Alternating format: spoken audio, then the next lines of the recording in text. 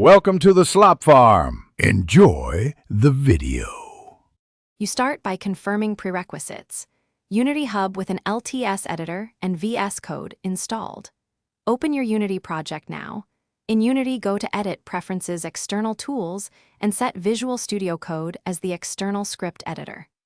Once done, make sure the C# and Unity Debugger extensions are installed in VS Code so IntelliSense and debugging will work. This initial link enables automatic project file generation and smoother code editing, so you can jump into scripting without manual file mapping. Once your editor is set, open the Unity project with Open C# project to regenerate SLN and csproj files. That ensures VS Code sees the full solution. In VS Code, let OmniSharp load the workspace. If it stalls, restart the editor and confirm the SLN is at the root. Then create or adjust launch. JSON to use the Unity debugger, attach configuration and tasks.